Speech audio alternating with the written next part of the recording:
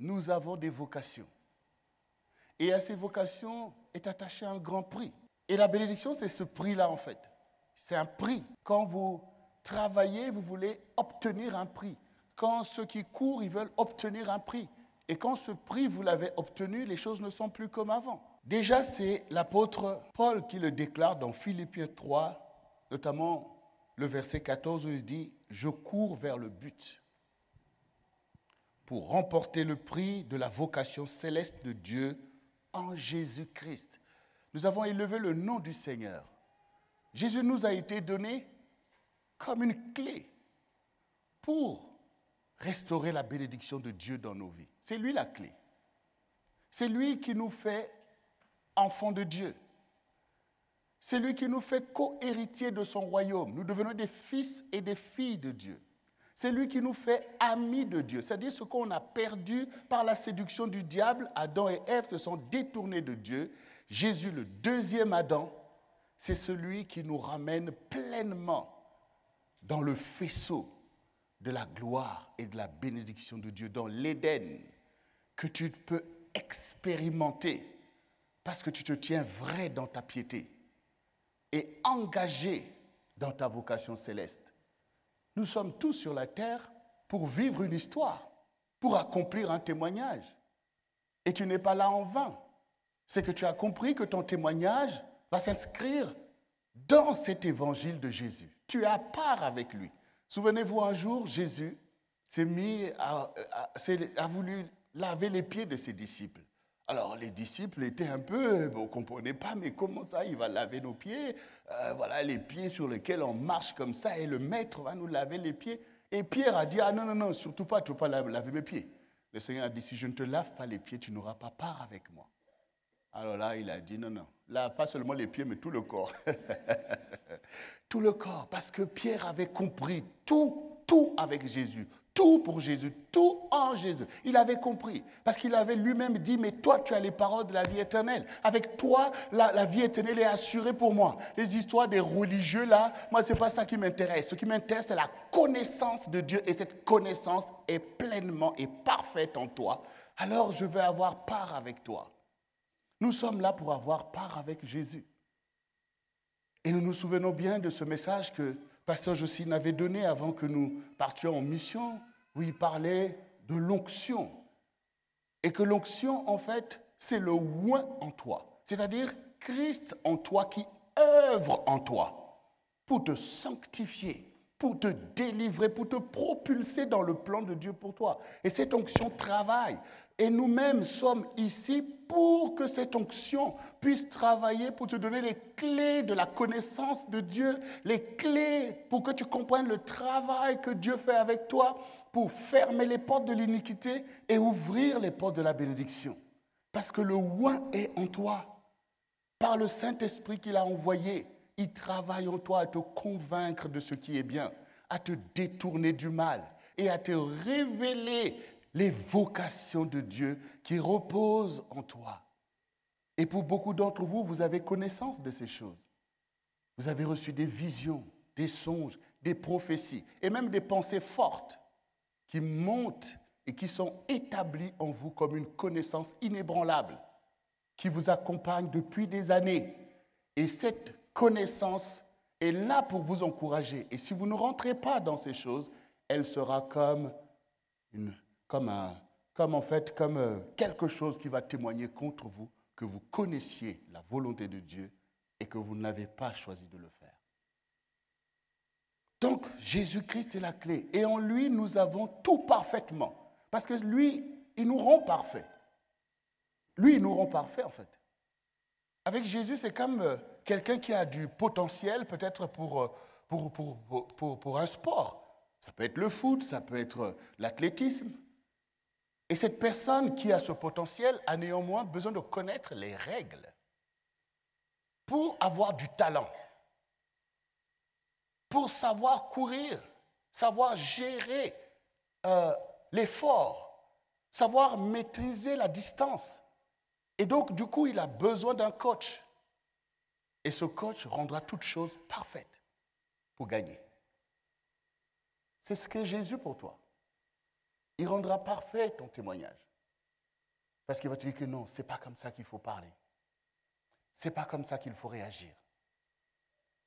Ce n'est pas comme ça. Et comme disait Pasteur aussi, non, tu dors, toi, tu ne lis pas, tu ne fais pas. Donc, il veut rendre parfait la vocation qui t'a été adressée. Et c'est important pour Pasteur Jocelyne et moi-même de pouvoir d'abord vous faire savoir, en fait, la grâce qui vous est accordée par Dieu. Parce que des fois, quand on commence à vous enseigner des choses, oh, c'est compliqué, c'est difficile et tout. Oui, mais pour l'intellect, c'est difficile. Mais si tu connais que j'ai le Seigneur avec moi, je puis tout par celui qui me fortifie. C'est le Seigneur qui te fortifie. Il te fortifie. Il dit, là, tu peux le faire. Là, tu peux le faire. Parce que tu as du potentiel. Mais il faut la connaissance. Et la connaissance, tu ne peux que l'apprendre de quelqu'un. Alors, bien-aimés, nous aussi, nous prenons le témoignage de ceux qui sont les apôtres de l'Église, c'est-à-dire les modèles que Jésus a façonnés et a établis pour l'humanité de génération en génération. Pierre, Paul et tous les autres sont là pour nous montrer ce que doit être notre vie. Parce que nous sommes appelés à la même dispensation. Et là, c'est l'apôtre Paul qui lui aussi n'était pas avec les 12 qui ont marché avec Jésus. Mais lui, il était parmi ceux qui fustigeaient toutes ces choses, que oh ouais, ces histoires-là, tout ça, c'est pas de Dieu, c'est des hérésies. Mais quand il était maintenant sur la route de Damas, que là, la lumière a jailli du ciel, et qu'il a dit, mais qui es-tu, Seigneur? Je suis Jésus que tu persécutes. Là, il ne pouvait plus se dérober, parce qu'il était quelqu'un de sincère. Là, il a connu que toute cette religiosité dans laquelle on m'avait embrigadé, en fait, c'était faux. Jésus est le Seigneur. Et c'est ce que Dieu avait promis, cela est accompli.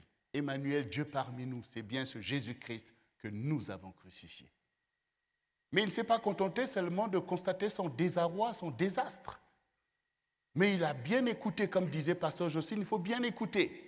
Et quand il a bien écouté, il a aussi entendu ce même Jésus lui dire, mais ne crains pas.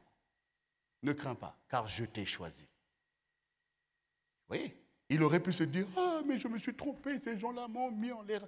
Il a bien entendu la suite. Ne crains pas, car je t'ai choisi. Du milieu de ce peuple et du milieu des païens, vers lesquels je t'envoie. Donc il a tout compris. Donc il s'est réconcilié avec Dieu. Il s'est réconcilié avec la vérité. Parce qu'il réalise aussi la grâce. En fait, j'étais perdu malgré ma religiosité. Mais maintenant, je suis trouvé, en fait. Maintenant, je suis trouvé. Puisque j'ai vu Dieu. Voilà. Je suis maintenant témoin moi-même de la vérité. Tout dépend maintenant de ce que moi je veux faire. Pas ce qu'on me dit de faire, mais ce que moi je fais sur la base de la vérité qui s'est manifestée à moi. Donc il n'a pas résisté à se soumettre aux directives de Jésus en allant vers les fidèles de Jésus, où il a été baptisé et est devenu lui-même l'apôtre que nous connaissons. Et il nous donne ici une clé importante. Il dit, mais je ne suis pas devenu l'apôtre Paul comme ça, en fait. Mais j'ai couru vers le but. Quand on connaît la vérité, on court. Il y a trop de complaisance, comme disait Pasteur Jocelyne. On se complaît, en fait, dans nos réalités, dans nos murmures, dans la vanité, alors que l'Esprit de Dieu est là, en fait. Alors que le Saint-Esprit est là. Et donc, il a couru. Toi aussi, tu dois courir. Tu dois courir, selon la grâce qui t'a été faite. Tu dois courir. Dieu ne t'a pas abandonné dans les ténèbres du dehors. Il ne t'a pas abandonné dans l'ignorance, mais il se révèle à toi et ton cœur brûle au-dedans de toi, que tout ce que tu entends ici te concerne.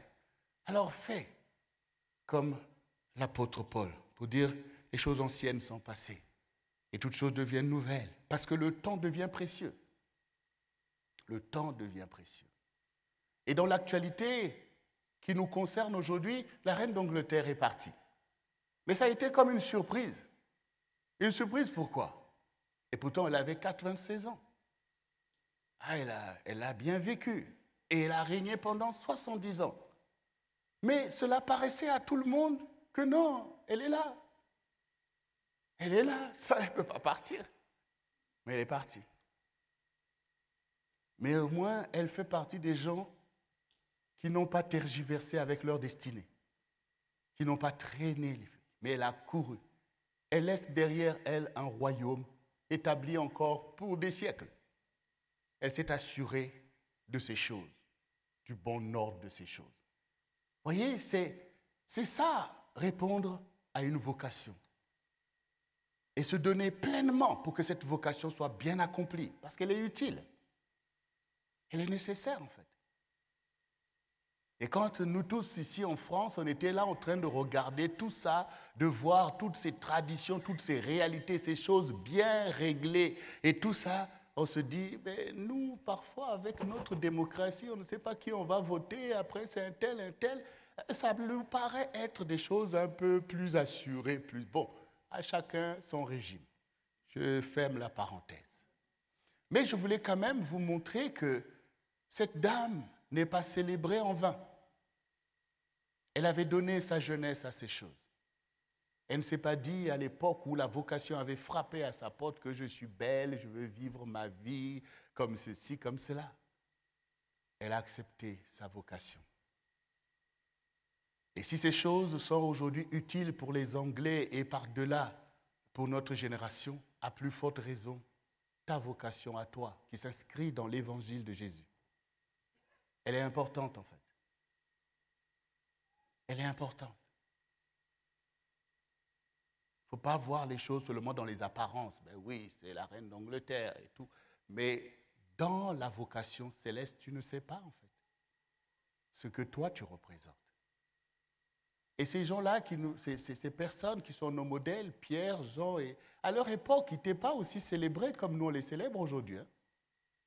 Ce sont des gens qui ont vécu parfois même misérablement, difficilement en fait. Mais leur vocation était certaine, comme il affirme. Et nous en sommes aujourd'hui en train de bénéficier de ces choses. Toi aussi, ne néglige pas qui tu es. Ne néglige pas ta vocation. Révèle-toi et ces choses se révéleront. Donc nous aussi, nous voulons aujourd'hui prendre la course. Il y a une course à courir, celle de ta vocation céleste. D'abord, bien-aimés, obéissons au Seigneur Jésus. Il est notre berger. Il est le Seigneur de l'Église. Il est notre conducteur à nous tous. Et nous devons tous lui obéir pour que nous soyons un peuple, en fait, que nous soyons une armée, que nous soyons disciplinés. Il faut obéir au même chef. Et c'est ce chef-là qui orchestre, en fait, toutes les dispensations qui permettent à l'Église d'accomplir les missions du temps dans lequel elle se trouve. Et nous sommes dans l'Église actuelle de notre Seigneur, où il nous conduit par le Saint-Esprit à accomplir les vocations nécessaires à l'accomplissement de la parole prophétique qui a été déclarée dès le commencement pour notre génération. Et ici, dans le livre de Jean 15, du verset 12 au verset 17, voici ce qui est écrit. C'est ici mon commandement. Aimez-vous les uns les autres comme je vous ai aimé. Il n'y a pas de plus grand amour que de donner sa vie pour ses amis. Si vous êtes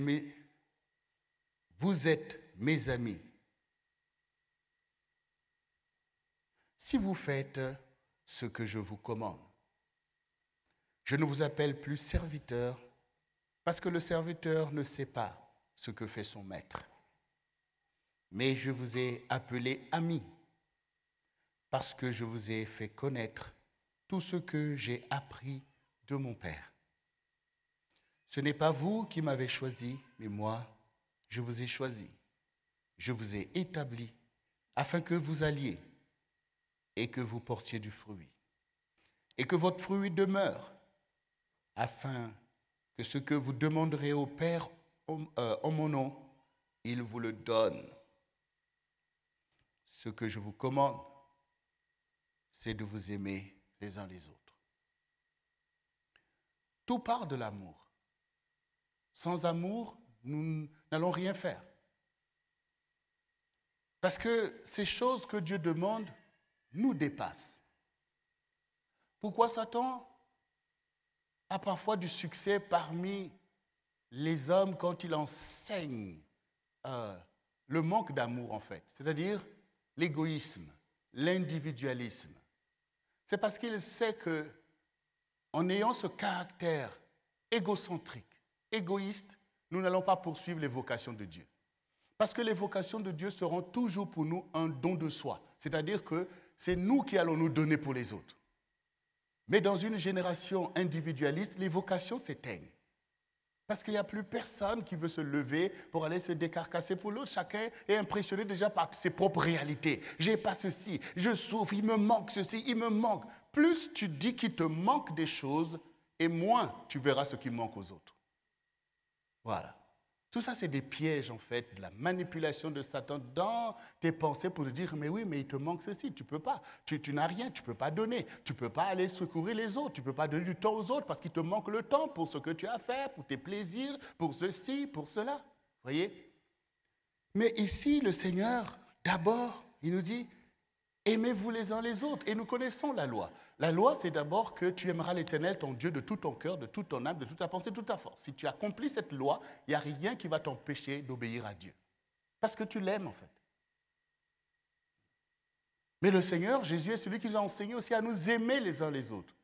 Parce qu'aujourd'hui, Jésus a donné sa vie pour chacun d'entre nous. Et il est là-bas, sur son trône, des myriades d'anges le servent. Aujourd'hui, ce qu'il veut, c'est que tu serves ses frères, ses sœurs les plus petits, ceux qui sont ici sur la terre. Mais si nous ne nous aimons pas les uns les autres, comment on va se lever dans les vocations puisque ta vocation est destinée à faire du bien aux autres? Même parfois à des gens qu'on t'avait appris à mépriser.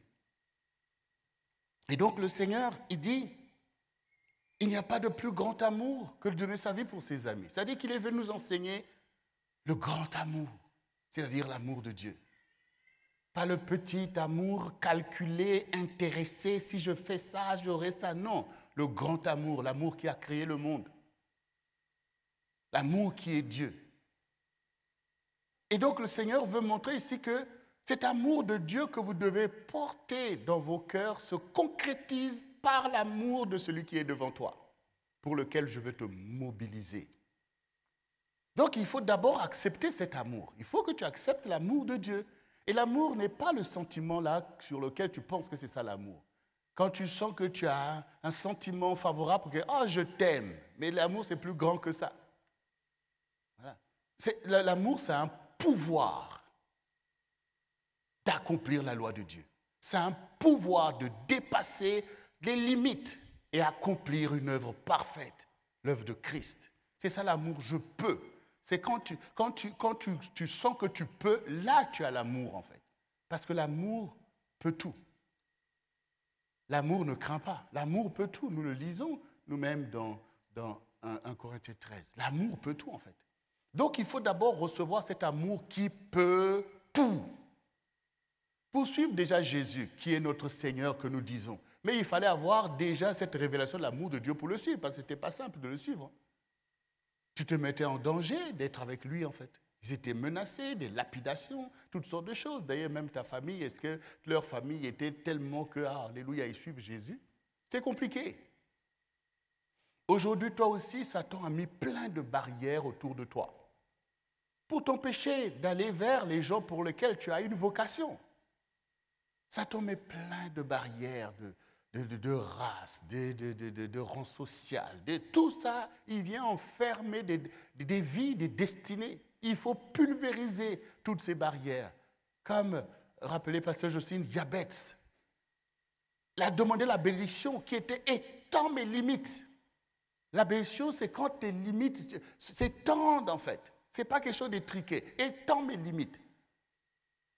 La bénédiction, c'est d'aller vers les personnes parce que toi-même, tu es riche même si tu l'ignores. Mais les gens qui t'entourent, ils sont riches en fait. Ils sont riches. Les grâces de Dieu reposent sur nous les uns et les autres. Le fait de rencontrer un tel, ça change ta vie.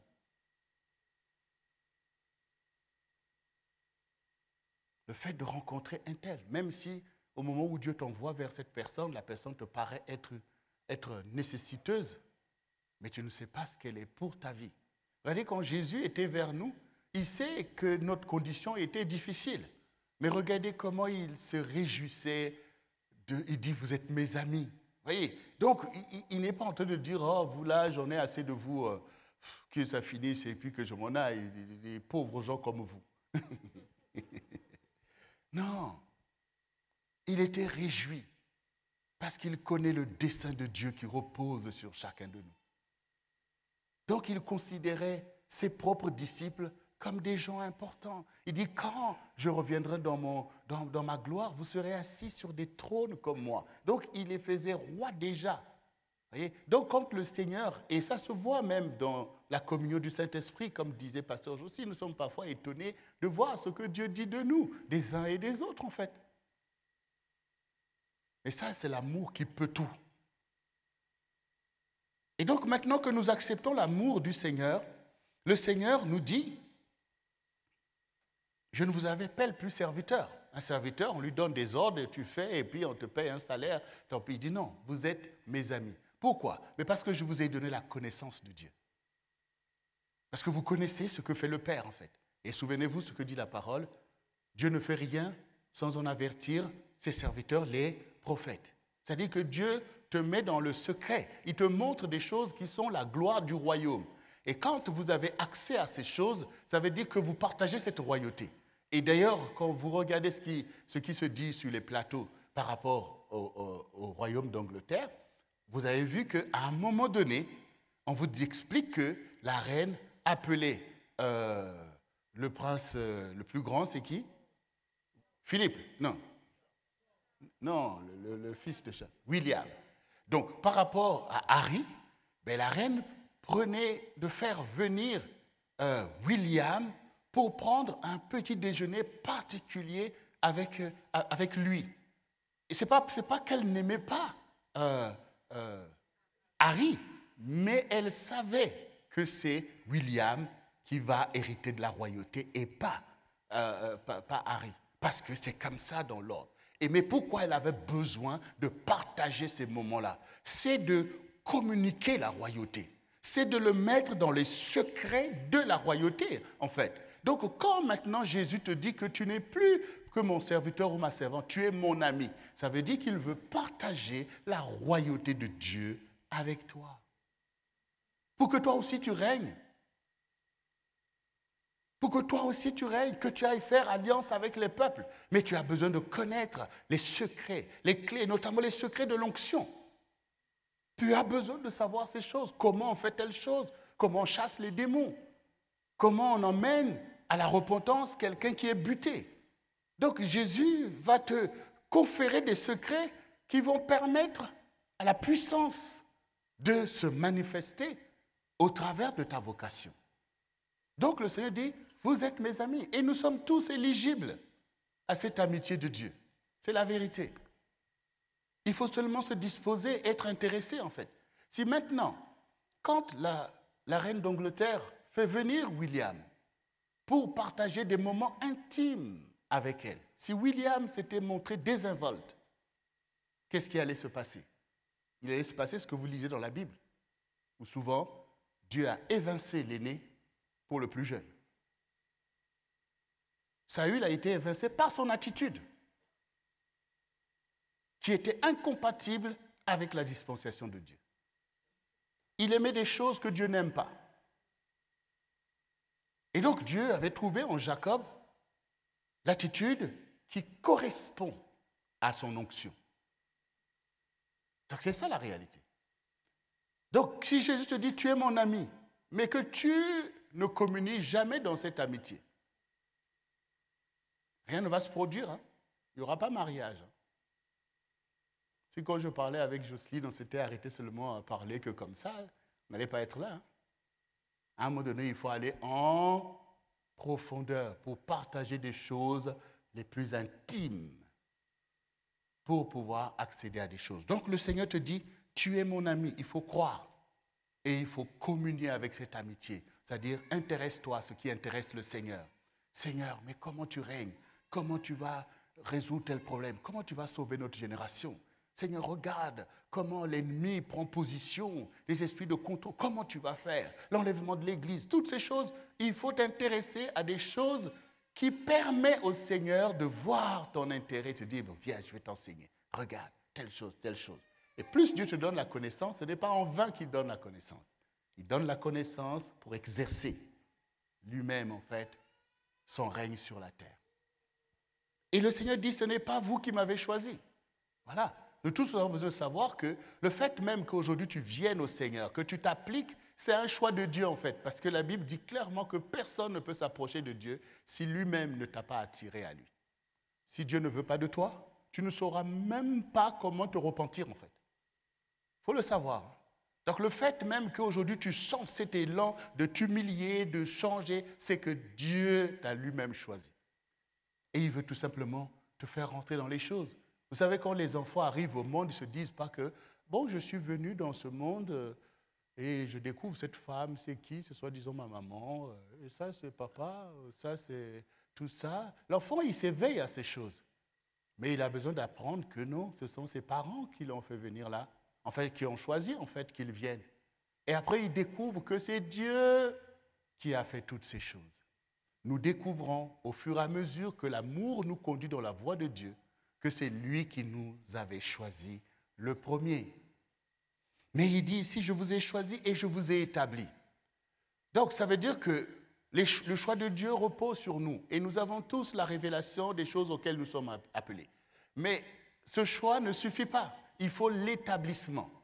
Il faut que Dieu puisse nous établir comme il a établi les apôtres de l'Église, sinon l'Église ne serait pas. Si Pierre n'avait pas été établi, si Jean n'avait pas été établi, si Jacques n'avait pas été établi, si Paul n'avait pas été établi, et les autres aussi. Donc ça veut dire que toi aussi tu es appelé comme Pierre, comme Jean, comme Jacques, comme Paul. Mais il faut que tu rentres maintenant dans l'établissement. Alors comment Dieu établit? Dieu établit par l'œuvre du ministère. Il donne une vision et il fait venir un ministère. Et le ministère, c'est ce qui permet en fait d'établir des vocations. Parce que tout agit dans l'ordre. Et donc quand toi tu te retrouves dans un ministère comme le Centre du Réveil Chrétien, tu ne viens pas seulement pour pouvoir remplir ta religiosité. Non. Tu viens pour voir l'œuvre que Dieu est en train de faire dans ta génération. Et au milieu de cette œuvre, tu reconnais tes appels et toi aussi tu rentres dans l'établissement des choses, puisque le ministère nous envoie à faire des choses. Le ministère nous engage vis-à-vis de notre génération et nous engage vis-à-vis de Dieu. Par exemple, comme je l'ai dit au début, nous savons que notre Dieu est digne qu'un culte lui soit rendu. Et dans le ministère du Centre du Réveil Chrétien, nous avons reçu de lui offrir un culte de gospel, c'est-à-dire un culte dans lequel, oui, nous déployons la colonne de la louange et l'adoration de notre Dieu doit être profonde. Un culte dans lequel nous voulons enseigner la connaissance de Dieu et émanciper le peuple de Dieu de toutes les limites qui le retiennent en fait dans l'esprit de mort pour pouvoir donner au Seigneur Jésus le règne qu'il mérite dans notre génération. Et donc quand vous arrivez, vous voyez bien que quand vous voyez Total Praise, ne vous dites pas que c'est une génération spontanée. C'est-à-dire tout d'un coup les gens sont levés et puis ils sont là. Non, c'est un établissement. C'est un travail qu'on a commencé à faire de longue haleine. À trouver une directrice artistique que nous connaissons tous, l'évangéliste Isabelle, à chercher un directeur musical et aujourd'hui nous avons pasteur Théophane, mais à pouvoir mobiliser des lévites, des gens qui ont reçu ce talent pour devenir le fer de lance de la louange du peuple de Dieu. Et tout cela procède par un établissement, par un travail, par un enseignement, par un investissement. Et une fois que maintenant nous avons établi cette louange, il faut maintenant suivre la vocation de cette louange pour notre génération. Et nous avons reçu du Seigneur la révélation et l'importance de cette louange pour notre génération, parce que le Seigneur nous a dit, le peuple, et c'est la parole qui le dit, le peuple que je me suis formé publiera mes louanges. Or, on publie les louanges à une génération. Et cette louange a une vocation de faire élever la bannière de Christ, d'établir Christ dans les cœurs, car nous savons ce que Satan est capable de faire par la musique pour attirer les âmes vers les ténèbres, parce que cette musique va créer une impulsion dans l'âme. Et les gens vont s'attacher à des choses. Et je veux vous dire que des fois, quand je réfléchis même à notre propre parcours, je me dis, mais tous les péchés qu'on a commis, allez, les copines et tout, c'était pas ça, la musique, la rumba là qu'on écoutait tous les jours où on t'en pousse à faire des choses. Et comme aujourd'hui, dans cette génération, quand vous écoutez la musique du monde, les choses qui sont dites sont des vraies directives pour commettre le mal, commettre des choses qui ne sont pas à la gloire de Dieu. Et donc, vous pensez que la louange du Seigneur n'est pas capable de nous entraîner vers le Seigneur, d'ouvrir notre cœur à l'amour de Dieu, de nous donner d'aimer le Seigneur, d'incliner notre âme à aimer le Seigneur, à l'embrasser comme l'ont fait ceux qui ont marché avant nous. Donc, il faut établir cette louange. Elle va faire son œuvre. Et il n'y a pas que la louange. Il y a des ministères qui sont importantes pour notre génération. Quand vous regardez un gouvernement, vous voyez qu'il y a des ministères.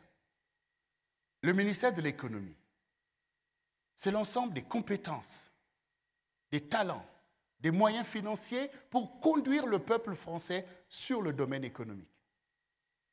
Et les gens y travaillent nuit et jour à ce que le peuple français soit prospère. Il faut aller trouver des ressources, faire tout ce qui est nécessaire, parce que s'il n'y a pas cette dispensation, eh bien, le pays peut se retrouver, je ne sais pas, sous-développé. Et ce n'est pas la vocation de la France, de ceux qui ont établi cette constitution.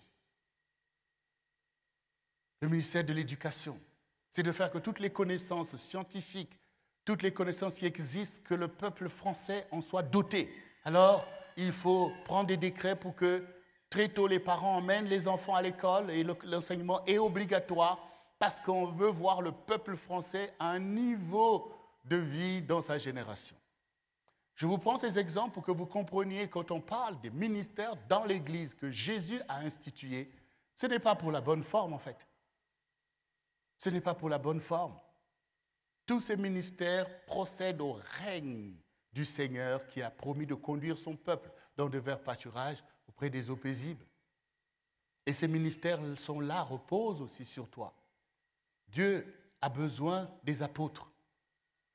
Les apôtres sont des personnes qui ont une onction particulière pour connaître la pensée et la volonté de Dieu et établir un enseignement doctrinal efficace pour permettre à l'Église de s'étendre dans une génération ou dans des contrées.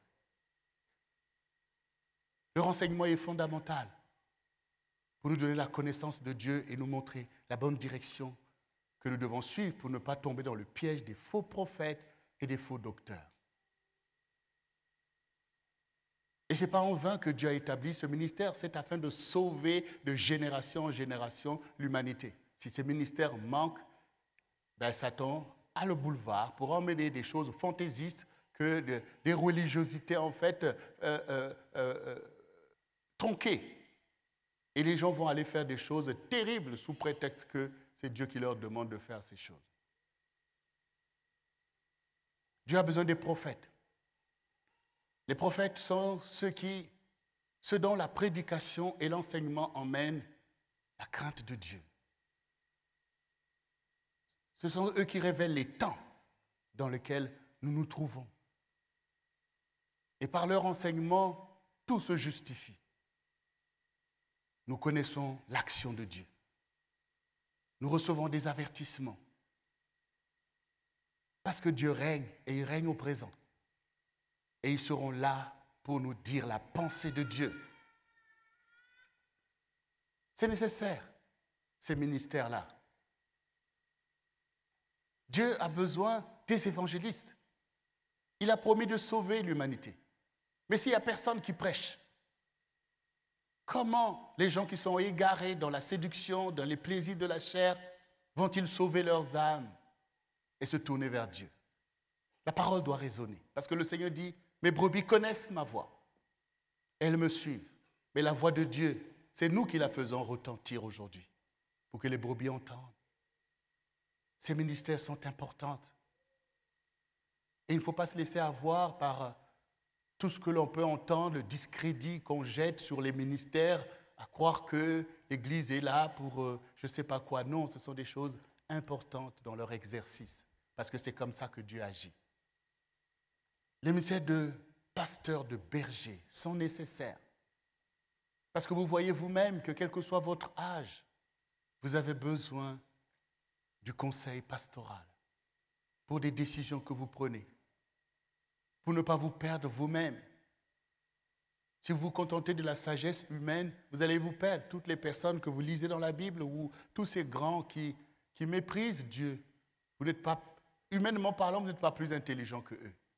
Mais par rapport à la connaissance de la vérité, vous qui comprenez que oui, c'est bien tout ça, mais il y a quand même celui qui a créé tout ça. Ma vie ne dépend pas de ceci, mais de Dieu qui m'a formé. Vous comprenez qu'à un moment donné, il va falloir rendre l'âme, comme on dit. Vous voyez, la reine d'Angleterre, on dit qu'elle a rendu l'âme. À qui? À qui? Ce n'est pas à un de nous qu'elle a rendu l'âme, c'est à son Créateur. Donc, du coup, même si vous avez des grands diplômes, mais vous avez compris qu'il y a quelque chose qui est au-delà de tous ces diplômes, de ce que l'homme peut enseigner. C'est la foi que Dieu existe, que tout ce que je vois, toute cette perfection n'a pas pu naître du hasard. Et donc, du coup, vous allez à l'école, vous faites de grandes choses, mais vous suivez votre voie avec le Seigneur. Et donc, au quotidien, vous avez besoin qu'on prie pour vous, qu'on vous dise non, là, c'est pas comme ça, non, mon enfant, et je veux vraiment lui faire du mal. Non, c'est pas comme ça qu'il faut. Donc, on a tous besoin d'un conseil pastoral parce que c'est au travers des pasteurs que le Seigneur Jésus envoie par l'exhortation, l'encouragement à ses disciples à suivre la voie de Dieu, à s'écarter du mal pour faire ce qui est bien, à patienter quand cela est nécessaire. Voyez, donc c'est nécessaire ces ministères. Quand ça manque, on voit l'état en fait du peuple. Et c'est ton travail à fustiger en fait, même à ton esprit, ce conseil-là comme s'il n'a pas d'importance. Et puis, il crée aussi ces réalités. Tout le monde pense que, ben oui, j'ai mon coach de ceci, il y a toutes ces choses. Mais rien, le Seigneur dit qu'il est l'admirable conseiller. Et il utilise les canaux qu'il a lui-même établis. Et il n'y a rien de nos réalités qui vont changer ces dispensations. Et le Seigneur a besoin des docteurs qui enseignent la parole pour que le peuple la comprenne et la mette en pratique. Vous voyez, ces ministères-là reposent sur nous, sur chacun d'entre vous. Et ces ministères doivent être établis. Parce que ces ministères sont utiles. Et quand nous sommes ici, que nous voyons au CRC, nous voyons les pasteurs Goma sont là, après il y a leurs collaborateurs qui sont là, nous pouvons avoir l'impression qu'il y a pléthore des serviteurs ou des pasteurs. Non, vous voyez toujours les choses comme Dieu les voit. Il ne faut pas voir selon votre prisme, mais voyez à l'échelle de notre vocation les âmes. Il y a plus de 7 milliards d'âmes sur la terre. Il leur manque des pasteurs, des apôtres, des gens qui vont aller les chercher pour faire l'œuvre de Dieu. Donc nous devons nous-mêmes comprendre que quand nous sommes dans un ministère apostolique comme le CRC, nous sommes là pour que Dieu nous établisse pour notre génération. Parce que quand il a établi Pierre, Jean-Jacques, ce n'était pas pour le petit groupe qu'ils étaient. Ils avaient été établis pour nous tous. Il a dit, allez, afin que vous alliez, il faut aller porter du fruit. Donc c'est maintenant un ministère comme le centre du réveil chrétien. Vous voyez, il faut entendre l'appellation. Dieu nous a été pour être le centre du réveil. Et que fait le centre? Le centre envoie l'énergie. On envoie l'énergie. On crée un réveil. On réveille les consciences. On ouvre un chemin. Mais comment? Mais il faut aller aussi. Il faut envoyer. Ceux qui ont été là, sont baignés dans ce feu. Il faut envoyer. C'est comme une centrale nucléaire dans laquelle on est là, baigné, on est transformé. Après, les vents doivent souffler. Les flammes de feu doivent partir pour aller réveiller une génération, pour élever la bannière de Christ. Donc ton ministère doit être établi. Et nous obéissons au Seigneur. Nous ne faisons pas que faire le culte. Nous avons la formation de l'IFM dans laquelle nous persévérons à former des serviteurs du Seigneur pour notre génération. Et il faut que cela soit établi. Ce n'est pas seulement d'apprendre. C'est que toi-même, tu dois comprendre aussi que je poursuis un chemin droit. L'établissement de ton ministère dépend aussi de toi. Ici, l'apôtre dit, j'ai couru. Dieu m'a parlé, mais j'ai couru. Oui, je suis enseigné. Oui, les pasteurs Goma m'ont encouragé, mais est-ce que tu cours? Est-ce que tu désires cet établissement? Parce que quelque chose doit être établi. Quand ça reste à ton niveau, ce n'est pas établi. Mais quand maintenant tu as couru, quand maintenant la maturité est apparue, et que la discipline par rapport à l'enseignement doctrinal qui est donné, et là, on t'établit ministre de Dieu pour dispenser les choses auxquelles tu as été appelé. Et c'est ça quand même le but. C'est ça le but. Le but, c'est sauver les gens qui sont dehors. Le but, c'est affermir le peuple de Dieu. Le but, c'est de venir en aide à cette jeunesse qui est dangereusement connectée à toutes sortes de choses. Le but, c'est celui-là. Le but, c'est d'élever la bannière de Christ. Le but, il est là. Et il est le tien, le but. Il est le tien. C'est important, bien-aimés, comme le Seigneur a dit, je vous ai établi afin que vous alliez et que vous portiez du fruit et que votre fruit demeure, pas quelque chose d'éphémère, mais quelque chose qui est là, dont les gens peuvent en jouir, dont Dieu peut se glorifier et où toi-même, tu sais que tu as transpiré pour ta vocation et que devant le Seigneur, tu n'auras pas honte parce que ton potentiel se sera transformé en fruit et il y aura un prix à cela, il y aura un prix à ta vie, un prix que d'autres vont jouir de ce prix.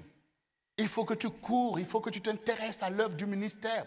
La Bible dit de servir Dieu avec ceux qui le servent d'un cœur pur. Si tu reconnais qu'ici, on cherche la volonté de Dieu, qu'on le sert d'un cœur pur, qu'on se donne nuit et jour, eh bien toi aussi, mets-toi dans les rangs. Toi aussi, désire un tel objectif. Toi aussi, sois sérieux pour être établi afin que toi aussi, tu puisses rentrer dans ta vocation. Les vocations que nous avons reçues sont la réponse à la détresse de notre génération. De la même manière que nous avons bénéficié des vocations de ceux qui se sont levés avant nous, il faut que d'autres maintenant bénéficient de ta vocation parce que Dieu a permis que tu sois là, que tu entendes ces choses, que tu sois formé. Et n'oublions pas le leitmotiv que Dieu nous a donné cette année, l'année du royaume, de la puissance de Dieu et des vocations. Le royaume ne se fait pas tout seul. Il ne se déploie pas tout seul. Mais ce sont les disciples qui reçoivent le royaume en eux et les clés du royaume pour l'étendre par leur vocation mise en exercice. Parce qu'on exerce les vocations. Il ne suffit pas de penser que Dieu m'a appelé à telle chose. Il faut exercer. Il faut exercer. Et la Bible dit que l'Éternel est celui qui exerce la bonté, le droit et la justice sur la terre et c'est en cela qu'il prend plaisir. Dieu prend plaisir à déployer la justice. Quand quelqu'un est là sous l'oppression, ce qui intéresse Dieu, c'est de briser les chaînes de l'oppression. Voilà. C'est ça qui intéresse. C'est pour ça que le Seigneur dit la connaissance vaut mieux que les sacrifices. Parce que nous pensons que quand nous venons, alléluia, Dieu, nous faisons les sacrifices, nous pensons que ça impressionne tellement Dieu. Non, il est digne de ces choses. Mais ce qui le touche, c'est quand nous sommes capables de faire ce qu'il aime, c'est-à-dire aller briser les chaînes de l'oppression, aller secourir le plus faible, aller délivrer des chaînes celui qui est là opprimé, aller sortir des ténèbres ceux qui ne connaissent pas le Seigneur. Ça, c'est ce qui l'intéresse, ça, c'est ce qui le réjouit en fait. Ça, c'est parce que ça, c'est la connaissance. Et le Seigneur dit, cherchez premièrement le royaume et la justice de Dieu. Cherchez premièrement. Donc ça, ce sont les vocations. Ta place dans le royaume. Ta place pour accomplir la justice de Dieu. Et non seulement que les gens autour de toi crient vers Dieu, Seigneur, aide-nous, secours-nous. Mais toi-même aussi tu cries, Seigneur, fais telle chose. Mais la réponse à ces prières, ce sont nos vocations. Ce sont nos vocations qui sont la réponse à ces prières. Hier, nous étions ici pour célébrer le mariage de nos bien-aimés Ingrid et Jérôme. Mais nous avons vu en un temps record ce que Dieu a fait dans leur vie quand ces enfants sont arrivés ici. En lambeaux, le témoignage d'Ingrid a toujours été là pour dire qu'elle voulait se suicider et toutes ces choses. Mais en peu de temps, ils se sont accrochés au Seigneur. Et là, c'était une consécration pour eux, leur mariage.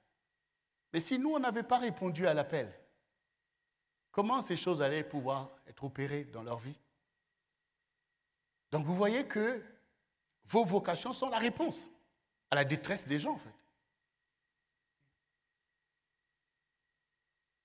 Et donc, de la même manière que quand tu es là, tu entends un enseignement qui te délivre, qui te montre la voie, qui change, là où tu étais oppressé, la tristesse, tout ça, ça disparaît parce que tout devient possible. Mais il faut que tu comprennes qu'il y a une continuité à cela, le continuum de l'évangile. Ça veut dire que le rendez-vous du donner et du recevoir. Ce que je reçois sera une bénédiction et sera une source de bénédiction. Oui, sera une source de bénédiction. Nous, on ne s'est jamais contenté de dire, bon, nous sommes les serviteurs de Dieu, restez là assis et puis ça reste comme ça. Non, non. On vous a toujours dit, levez-vous. Levez-vous, en fait, parce qu'il faut qu'on travaille. Il faut que vos ministères opèrent. Il faut que le CRC réponde à l'appel que Dieu lui a lancé.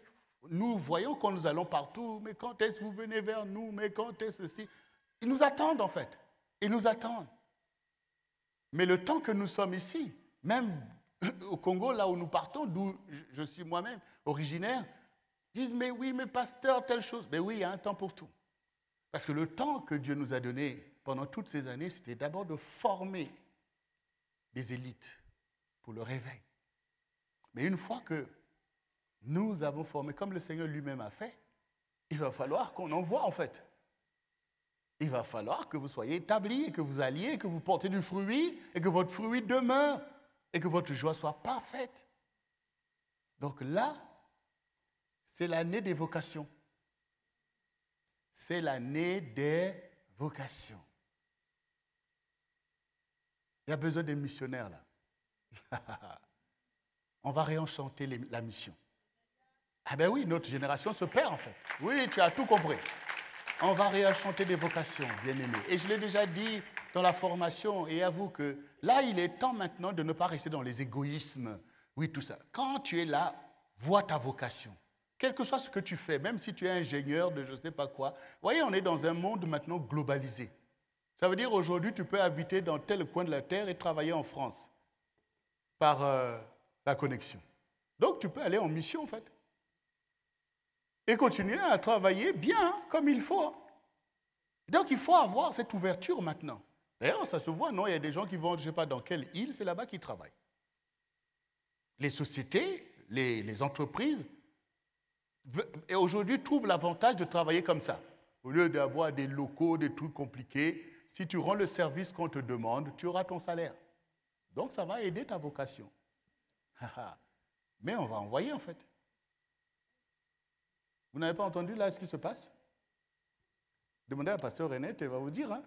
Là, ça attend, là. Novembre, là, ça va être le Congo. Hein. Ça va être le Congo. La moindre des choses, c'est déjà de se dire, bon, je participe au voyage missionnaire. Ça commence par le voyage, c'est-à-dire une mission d'une semaine, de 2. Déjà que tu viennes un peu dans ça. Après, il va falloir partir 6 mois, 1 an, 3 ans. Mais je vous dis la vérité, en fait. Et là encore, le Seigneur lui-même nous a convaincus que oui, je t'ai donné des hommes et des femmes de qualité pour l'œuvre. Donc, vous êtes des hommes et des femmes de qualité. Mais je veux bien voir votre qualité. Les vocations sont utiles. Les vocations. Et nous sommes là pour les vocations. Ta vocation doit être établie et doit porter beaucoup de fruits. On a besoin de missionnaires. On a besoin d'envoyer des personnes qui peuvent aller porter ce réveil, aller encourager. On a plein de gens à s'en occuper. Les gens les plus faibles, les orphelins, les gens en difficulté, des malades, des handicapés, des gens qui ont besoin des vocations de charité. Intéressez-vous à la vision et vous verrez tout ça en fait. Mais il faut des corps dans chaque département, dans chaque programme. Il faut des corps, des gens qui sont appelés. Quand tu sais que tu es appelé, il faut t'inscrire dans ce corps pour dire en fait, moi, je sais que Dieu m'a toujours appelé dans les missions. Moi, c'est vraiment les orphelins. Moi, c'est l'action humanitaire. Moi, Dieu m'a toujours appelé. Donc, tu rentres dans le corps en fait. Et c'est ce qui nous permet de faire des affectations. Et c'est ce qui vous permet vous-même de soutenir le ministère parce que vous voyez que c'est un ministère utile pour des choses à la gloire de Dieu. Il faut rentrer dans les corps. Ah non, moi je suis un prédicateur de l'évangile en fait. Oui, il y a un corps pour les évangélistes. Ah non, moi vraiment Dieu m'a toujours montré que je m'occupe toujours des gens comme des brebis et tout. Ben oui, c'est le corps pastoral.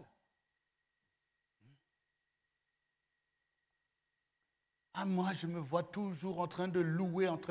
Ben le corps est là, Total Praise est là. Il faut rentrer dans les corps. Il faut rentrer dans le corps. Si vous n'êtes pas dans le corps, vous allez vous perdre en fait, malgré que vous pensez aimer Dieu. Mais Dieu va vous démontrer que si tu m'aimais, tu allais rentrer dans le corps. Le corps de Christ, hein? Ah ben oui. On est là pour former le corps de Christ, hein? Le corps de Christ, c'est effectivement le côté où le ministère est quelque chose qui fonctionne. Vous voyez, un corps est fait pour fonctionner, pour courir, pour atteindre des objectifs. Et le ministère, c'est ça en fait. Dieu donne des visions, il faut les atteindre. Il faut un corps. Parce que quand l'apôtre dit je cours, ça veut dire qu'il faut un corps pour courir. Mais si maintenant Dieu nous donne une vocation dans notre génération en tant que ministère, donc le ministère doit courir comme un corps de Christ en mouvement où il y a tout. Où il y a tout dans le corps, en fait, toute la dispensation pour atteindre l'accomplissement d'une vision. Quand Dieu a parlé à Moïse, il a permis que le corps se mette en place, que Moïse puisse rassembler les anciens et que cela forme un corps. Et quand les choses sont devenues même dures dans le désert parce que ça allait dans tous les sens, Moïse a dit, mais là maintenant, prends ma vie parce que là, c'est trop compliqué. Le Seigneur a dit, prends 70 des anciens d'Israël, emmène-les devant la tente d'assignation, je prendrai de l'esprit qui est en toi, je mettrai en eux. Pour que le corps fonctionne. Et nous, on est là pour former un corps qui fonctionne pour la gloire du Seigneur, pour atteindre les objectifs de notre Dieu. Donc, bien-aimé, tout ce que tu es en train d'entendre, ce sont des choses qui te montrent qu'il est temps. Dans cette année des vocations, tu dois suivre une voie certaine qui te conduit à l'établissement de ta vocation. Nous avons beaucoup parlé de Pierre. 2 Pierre, le chapitre 1 du verset 3 au verset 8 nous dit « Comme sa divine puissance nous a donné tout ce qui contribue à la vie et à la piété, au moyen de la connaissance de celui qui nous a appelés par sa propre gloire et sa vertu, lesquels nous assurent de sa part les plus grandes et les plus précieuses promesses, afin que par elles vous deveniez participants à la nature divine. En fuyant la corruption qui existe dans le monde par la convoitise, à cause de cela même, faites tous vos efforts pour joindre à la foi la vertu, à la vertu la science, à la science la tempérance, à la tempérance la patience, à la patience la piété, à la piété l'amour fraternel, à l'amour fraternel la charité. Car si ces choses sont en vous et y sont avec abondance, elles ne vous laisseront point oisifs ni stériles pour la connaissance de notre Seigneur Jésus-Christ. Nous voyons que les voies de la vocation sont droites. Nous rentrons dans la connaissance de Dieu, ce qui nous donne une vraie piété, la vertu. Nous acceptons les valeurs, parce que nous ne sommes plus des païens livrés à eux-mêmes, mais nous marchons comme Christ. Et nous marchons dans ces valeurs parce que nous fuyons la corruption. Et Dieu donne aussi la connaissance, c'est-à-dire la science. Il faut quand même connaître pour bien faire les choses.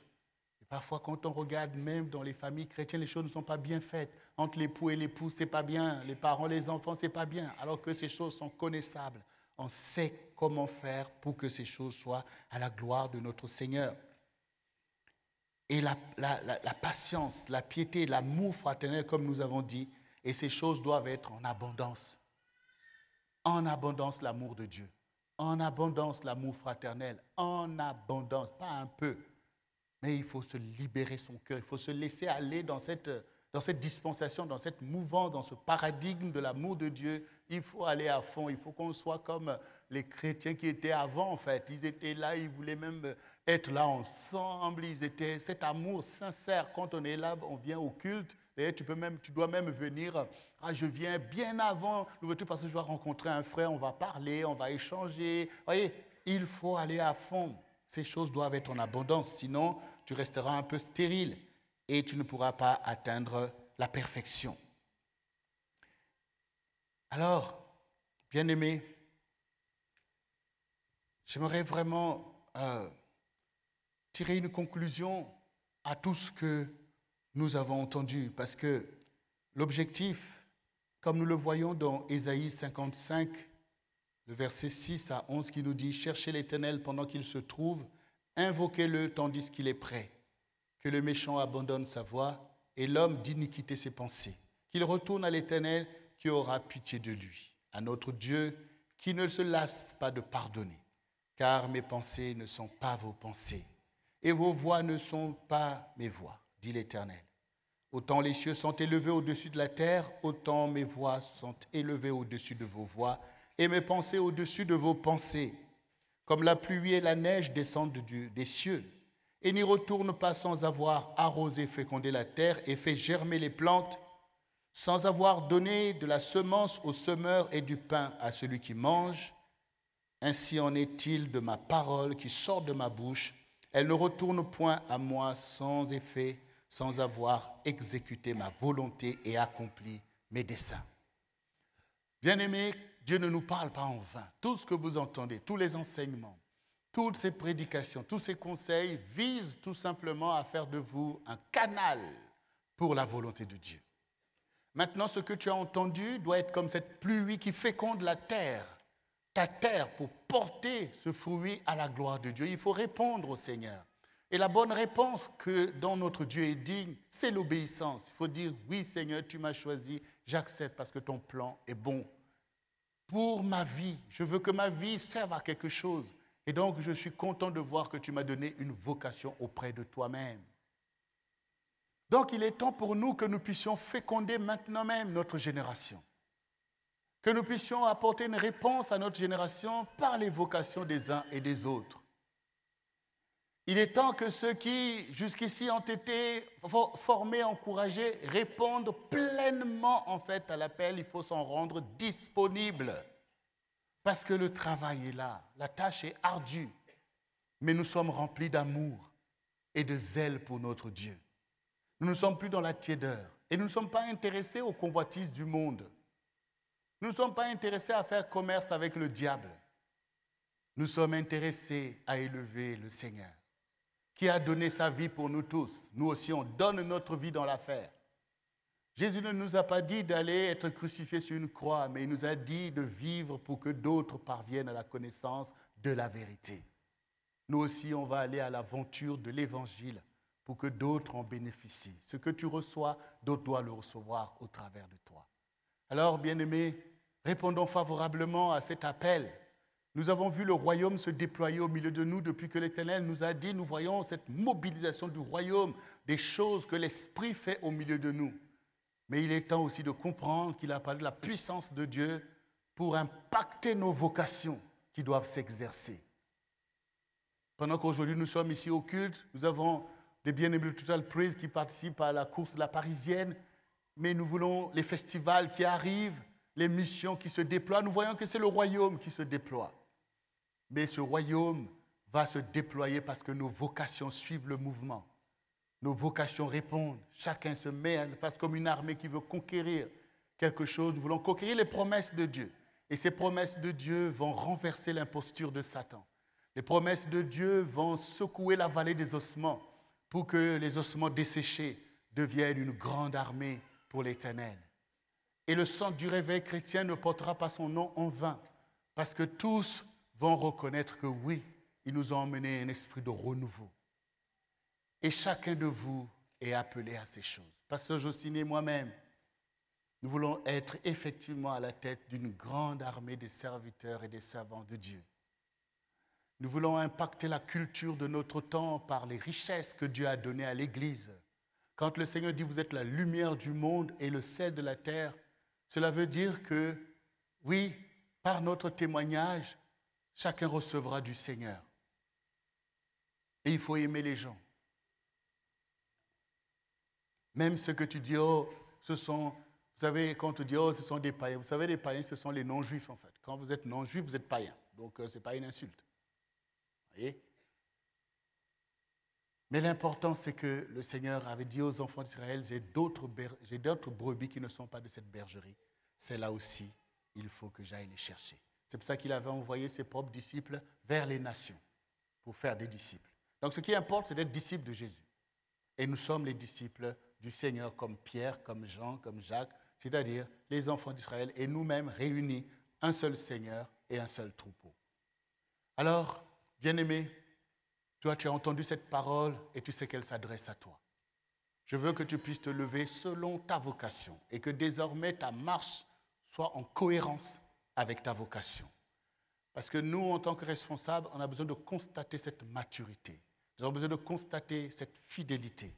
Parce qu'on ne confie pas des choses n'importe comment. Parce que par le ministère, Dieu nous donne d'avoir un impact sur la vie des gens. Et si ces choses ne sont pas bien mises en place sur une personne qui en a fini avec les choses du monde, ça crée tout ce que nous pouvons voir. Et c'est très dangereux parce que le Seigneur ne joue pas avec ces choses. Il n'y a rien de plus important sur la terre que les âmes. Et ce que Dieu recherche, c'est le salut des âmes. Il faut veiller aux âmes et traiter les âmes avec tant d'égards. Parce que c'est précieux aux yeux du Seigneur. Mais quelle que soit la tâche, n'ayons pas peur, car c'est une œuvre d'amour. Jésus n'a pas eu peur de venir et donner sa vie pour nous. Nous aussi, on n'aura pas peur de faire du bien. On n'aura pas peur de faire du bien. Ça sera au contraire une joie, parce que c'est une gloire que de servir le Seigneur. Alors, je vais élever des prières pour que chacun d'entre vous prenne la ferme décision de répondre à son appel. Votre appel, c'est ce pourquoi Dieu a envoyé le CRC. Dieu n'a pas envoyé le CRC pour que 2 personnes seules puissent accomplir une telle grande vision. Mais il avait déjà préparé une élite. Il avait déjà préparé des serviteurs et des servantes. Et c'est vous, vous qui êtes ici et vous qui me suivez, de là où vous me suivez. Et vous, en aussi grand nombre que vous allez rejoindre cette vision. Dieu le savait. Et c'est pour ça qu'il a donné une grande et belle vision. Il faut garder les yeux fixés, c'est notre but. Il faut marcher selon le but, parler selon le but, agir selon le but pour ne pas être à côté du but. Parce que pécher veut dire rater la cible. Si nous gardons les yeux dans la vision qui donne un but pour la gloire de Dieu et qui nous dépasse tous, alors nous marcherons comme une armée vers son objectif et nous serons victorieux. Et nous serons dans la joie devant le Seigneur de dire qu'on a été une génération qui a répondu à l'appel. Soyez avec nous pour accomplir la vision. Et il y a la place pour tout le monde. Croyez-le. Et levez-vous pour la gloire du Seigneur.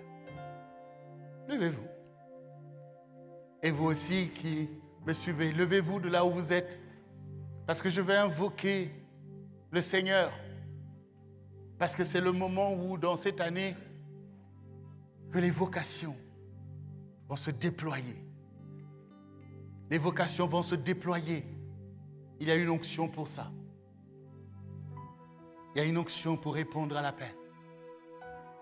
Que ce changement puisse prendre place au milieu de toi.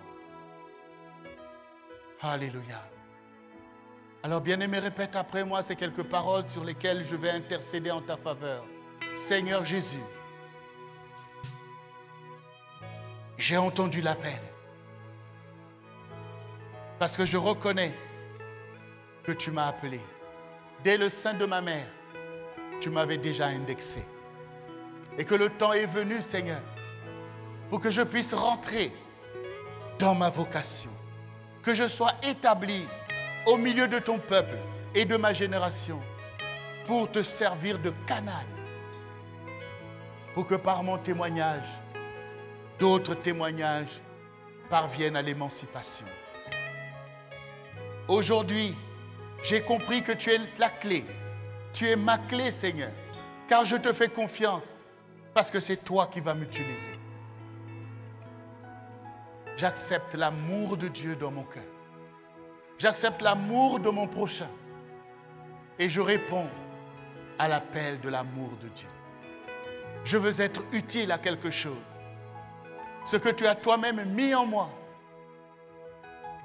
Moi et mes bien-aimés, nous voulons marcher sous la bannière de l'évangile de notre temps. Pour sauver les âmes perdues et affermir le peuple de Dieu. Moi aussi, Seigneur, j'ai du courage pour répondre à l'appel. Maintenant même, j'abolis les choses d'avant. J'abolis les choses de l'enfance et de l'immaturité. Et j'accepte aujourd'hui, par rapport à ce que j'ai entendu, la maturité de la connaissance. Parce que ce que tu as dit est rentré dans mon cœur. Et les choses anciennes sont passées. Je comprends l'importance de ma vocation. Parce que ce n'est pas ma volonté, mais c'est ta volonté dans ma vie. Et je te dis oui, Seigneur. Utilise-moi, Seigneur,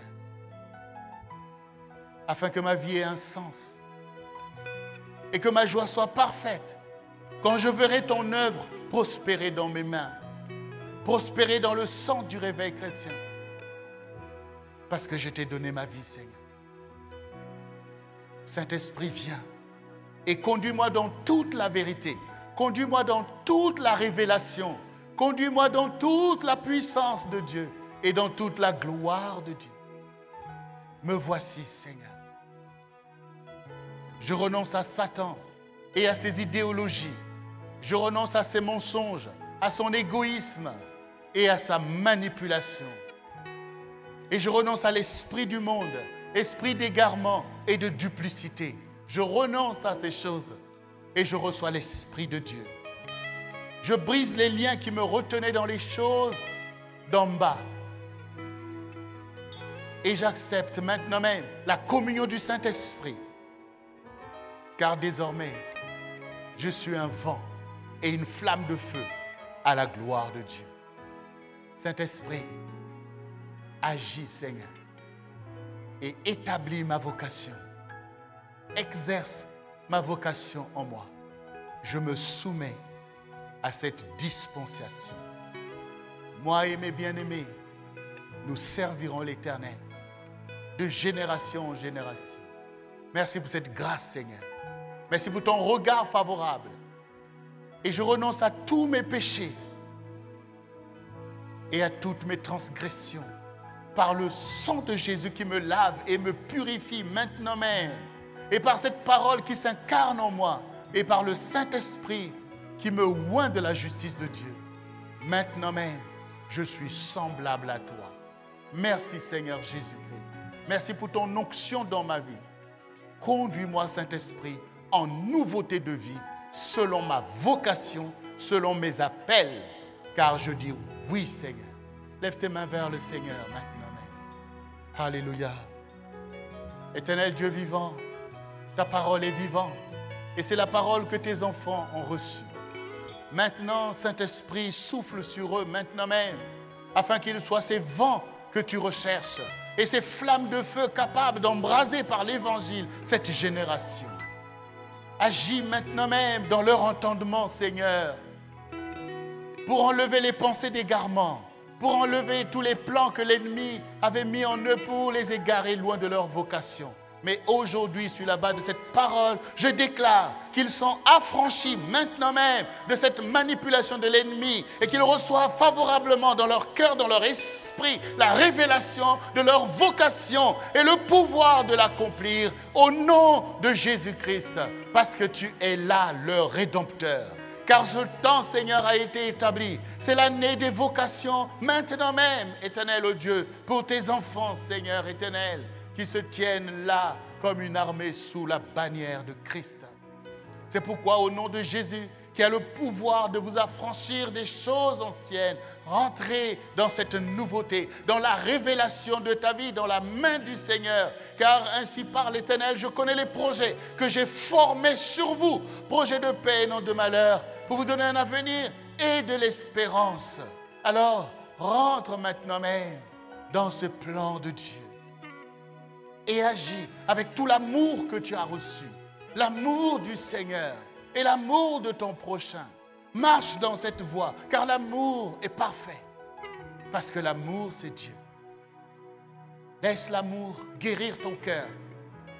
Laisse l'amour t'éclairer de la vérité de Dieu. Laisse l'amour te rendre utile, car l'amour est dans le don de soi. L'amour fait du bien. L'amour ne fait pas de mal. L'amour croit tout, l'amour supporte tout. L'amour ne périt pas. Reçois maintenant sur toi le joug de Christ, afin que tu connaisses aussi les choses que tu vas souffrir pour la gloire du nom de Jésus-Christ. C'est une gloire.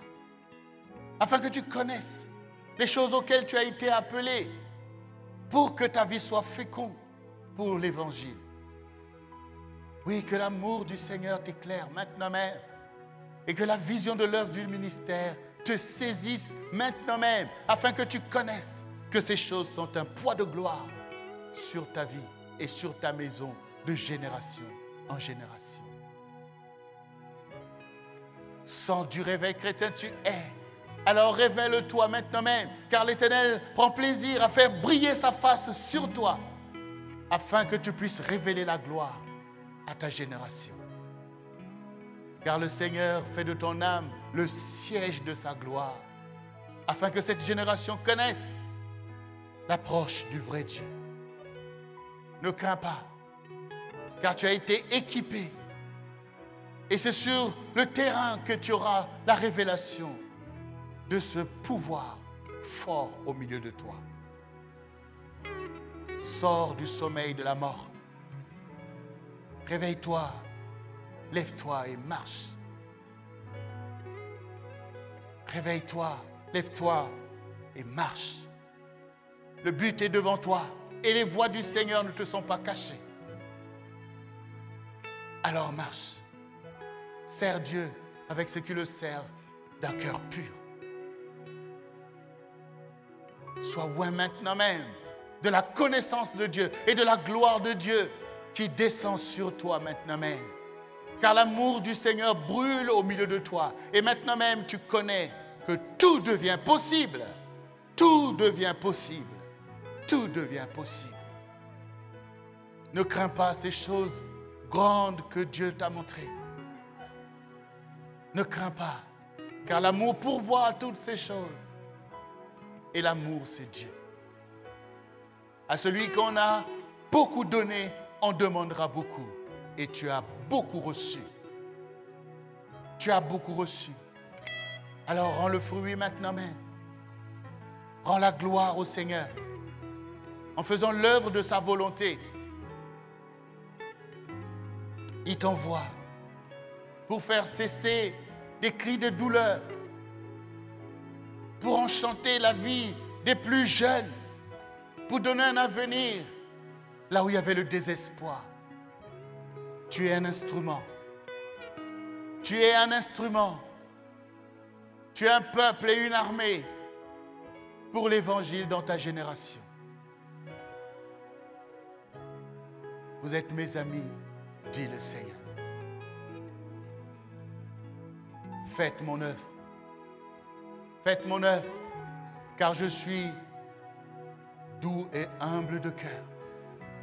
Je me révélerai au travers de vous, et votre génération connaîtra que je suis le Seigneur, parce que je vous envoie, et que vous allez porter du fruit, un fruit à ma gloire, pour le bonheur de mon peuple, et pour le salut d'une foule d'âmes.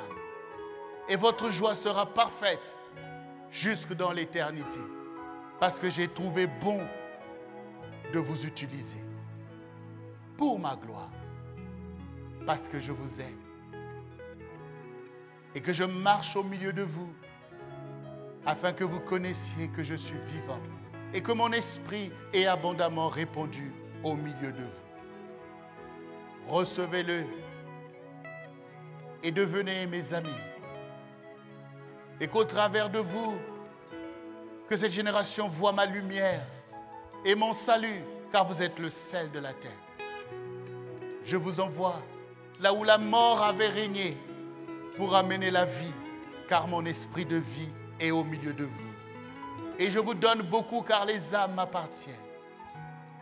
Je les mets entre vos mains, afin que vous puissiez les conduire dans la dispensation de mon salut, car je suis le sauveur du monde et le rédempteur de l'humanité. Ne craignez pas ce que vous craignez, mais craignez Dieu et obéissez à sa volonté. Je suis avec vous dès maintenant et pour l'éternité, pour accomplir les temps de la grâce avant que vienne le jour. Je veux sauver cette génération. J'en ai le pouvoir et je vous confère ce pouvoir afin que vous alliez et que vous portiez du fruit, un fruit qui demeure, et que votre joie soit parfaite jusque dans l'éternité, dit le Seigneur. Alléluia, gloire Seigneur, notre Dieu, nous te bénissons, nous te glorifions Seigneur éternel pour tes enfants, tes serviteurs et tes servantes Seigneur que tu as rassemblés maintenant même dans le sang du réveil chrétien et en aussi grand nombre que tu les appelles à rejoindre Seigneur ce mouvement à ta gloire. Nous te bénissons parce que tu es Dieu qui est capable et qui fait ces choses. Et dès maintenant, nous sommes victorieux maintenant sur l'opposition de l'ennemi. Nous sommes victorieux sur toutes les cohortes démoniaques et impies que nous renversons au nom de Jésus-Christ de Nazareth. Et nous brisons les chaînes de l'iniquité et nous libérons les âmes qui sont retenues captives sous l'oppression. Et nous brisons maintenant même les liens démoniaques et nous libérons les vies pour s'émanciper à la lumière de la vérité. Nous rendons fécond maintenant même le peuple de Dieu dans les nations, dans les pays, dans les royaumes et dans les îles. Maintenant même, nous renversons l'imposture de l'ennemi et toute hauteur qui s'oppose à la connaissance de la vérité, à la connaissance de Jésus-Christ. Nous libérons les vocations du peuple de Dieu maintenant même. Au nom de Jésus-Christ de Nazareth, nous libérons maintenant l'expression des ministères pour s'exercer librement et avec assurance et accomplir la volonté du Seigneur. Au nom de Jésus-Christ de Nazareth, nous libérons toutes les grâces et toutes les bénédictions du Seigneur en faveur de son peuple, de ses serviteurs, de ses servantes. Nous libérons maintenant cette dispensation et le ciel s'ouvre au-dessus de toi.